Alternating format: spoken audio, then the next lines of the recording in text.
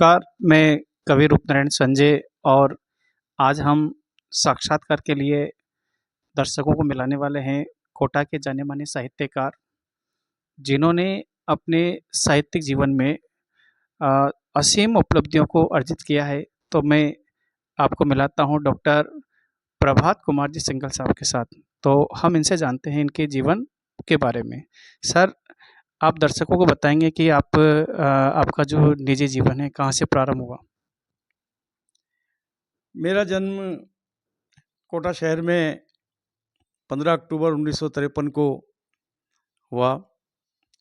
मेरे पिताजी पुलिस विभाग में सेवारत थे और यहीं से मेरे जीवन की शुरुआत हुई और मेरी प्रारंभिक शिक्षा कोटा, उदयपुर, उत्तर प्रदेश 4-5 जगह मेरी प्रारंभिक शिक्षा हुई और मैंने 10वीं क्लास उत्तर प्रदेश शिक्षा माध्यमिक बोर्ड से हाई स्कूल किया और उसके पश्चात मेरी उच्च शिक्षा सारी राजस्थान में हुई।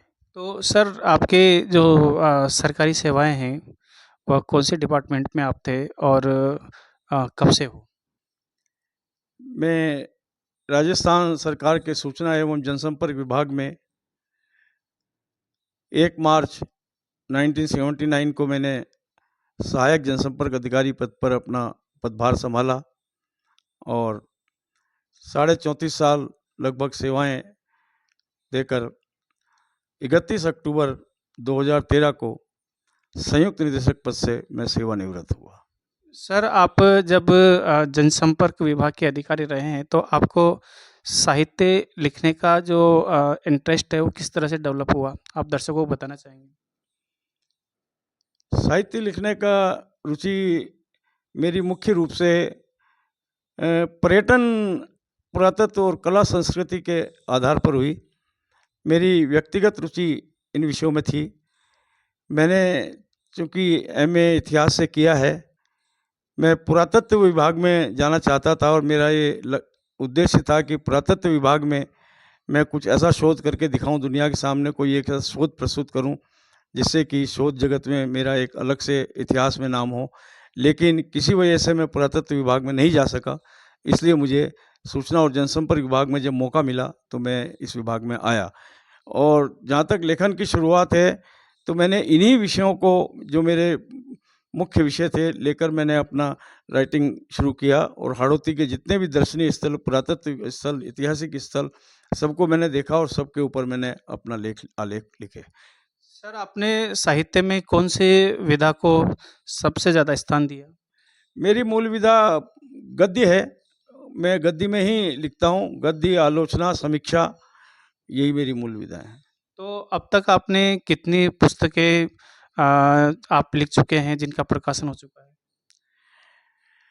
बताना चाहूँगा कि इतिहास, कला, संस्कृति, पर्यटन, पुरातत्व और पत्रकारिता पर आधारित मेरी अब तक 51 किताबें प्रकाशित हो चुकी हैं और ये सभी पुस्तकें संदर्भ पुस्तकें हैं। मुख्य रूप से इनको हम शोध पुस्तक भी कह सकते हैं। मैं बताना चाहूँगा कि कोई भी पुस्तक ऐसी नहीं है जो शोधार्थी के लिए उपयोगी न हो। विभिन्न क्षेत्रों में शोध करने वाले इन पुस्तकों का अध्ययन कर सकते हैं और अपना शोध कार्य में मदद ले सकते हैं। तो सर, कि हम पुस्तकों की ओर चलें, कौन-कौन सी पुस्तकें सर ने लिखी, तो देखते हैं अपन। इनकी स्टार्टिंग से अपन बात करें कि जीवो तो ऐसे जीवो। इसमें शिक्षा, साहित्य, संस्कृति की जितनी भी प्रतिभाएँ हैं, कोटा, बारां, बूंदी, झालावाड़, सबके जीवन परिचय इसमें देखने को आपको मिलेगा। अद्भुत भारत मध्यकाल का, अद्भुत भारत दक्षिण भारत का, अद्भुत भारत उत्तर भारत का, अद्भुत भारत पूर्व उत्तर भारत का, अद्भुत भारत पश्चिम पश्चिम भारत का। एक अद्भुत भारत आप देखेंगे, हाँ, पूर्व भारत का, और एक इनका संस्मरण है। नई बात निकल कर आती है जो इनकी इसमें यादें सजी हुई है। तो इन्होंने जितना भी लिखा है, समाज को दर्पण बन के लिखा है।